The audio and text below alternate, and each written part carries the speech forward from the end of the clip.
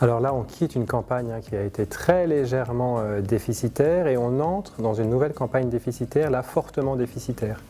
Au niveau mondial, on sera en déficit de 10 millions de tonnes de sucre, ce qui est un déficit qui est important quand on considère le passé.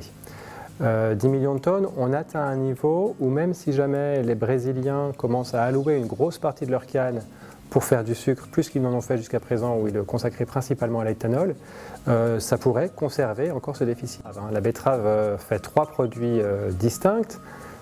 Sur le sucre, c'est 2 marchés à suivre. D'abord le marché mondial. On estime cette année, et la campagne qui ouvre aussi, on va avoir une production relativement faible en France et du coup le marché mondial va intéresser uniquement 8% de nos betteraves à peu près. D'autant plus s'il reste déprimé, mais s'il y a une reprise, il pourrait peut-être augmenter. Ensuite, vous avez le marché européen, qui reste le marché majoritaire, presque 70% de nos betteraves, 67% pour être exact.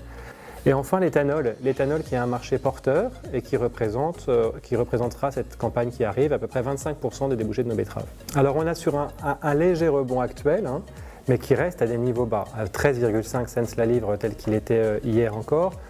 Ça fait une betterave qui peut guère être valorisée au-delà de 18 € la tonne hors pulpe. Donc on reste sur un marché bas et c'est ce qui explique aussi qu'il n'y aura que 8% à peu près des betteraves qui ira sur ce marché-là. Néanmoins, le marché du sucre est un marché hyper volatile. On peut très bien imaginer qu'une reprise soit forte. Historiquement, quand il y a une reprise, c'est une reprise qui est forte, c'est un marché qui intéresse beaucoup les spéculateurs et qui du coup augmente la volatilité. Avec ce déficit mondial qui s'annonce, on aura par contre en fin de campagne des stocks mondiaux historiquement bas. Donc, je vous ai dit, le marché mondial, c'est que 8% de nos betteraves. Le prix du sucre et de l'éthanol, le prix du sucre européen et de l'éthanol sera bien plus important dans la répercussion des prix sur les betteraves. Néanmoins, à l'heure actuelle, on constate que ce n'est pas toujours clair ce lien du prix du sucre avec le prix des betteraves. Chez plusieurs sucriers, il n'y a pas un lien direct, donc on ne peut pas garantir qu'il y ait une répercussion directement sur le prix des betteraves. D'autant que pour parler du marché européen, on est donc sur un marché européen en reprise quand on regarde le marché spot. En marché spot, sortie usine française, on est autour de 425 € la tonne, donc c'est un prix qui est très rémunérateur. C'est un prix qui permet de garantir des betteraves autour de 26 € la tonne hors pulpe, auquel il faut rajouter une pulpe d'une valeur autour de 2 € la tonne. Donc c'est un marché spot qui est rémunérateur. Mais néanmoins, la filière n'en profite pas parce qu'elle est encore, semble-t-il, liée à des engagements contractuels entre sucriers et utilisateurs de sucre qui ont été passés il y a 2 ans et demi à peu près, sur très longue durée, semble-t-il.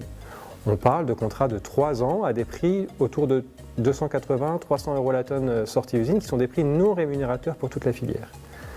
Du coup, la reprise du marché européen telle qu'on la voit actuellement sur le marché spot, elle ne se ressent pas dans les livraisons de sucre issues des usines françaises pour l'instant. C'est pour moi un gros enjeu de la filière dans les années à venir, d'être capable d'avoir des contrats plus réactifs qui collent plus aux fondamentaux du marché européen.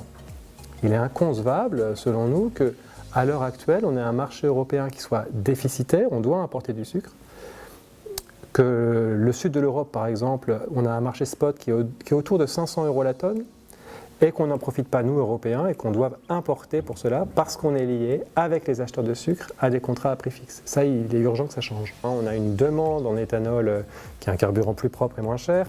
Le bioéthanol, c'est 1,5 million d'hectolitres nécessaires tous les ans. En plus, ça fait à peu près 750 000 tonnes de betterave, en équivalent betterave, puisque la moitié de l'éthanol est produit à partir de la betterave.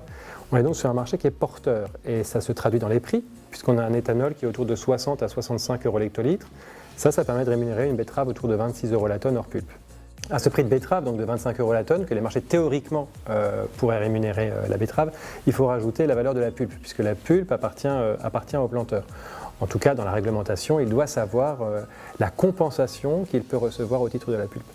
Et cette compensation à recevoir au titre de la pulpe, nous on l'estime autour de 2 € la tonne supplémentaire, ce qui ferait un prix global, pulpe incluse, autour de 27 € la tonne sur les chiffres des marchés spot actuellement.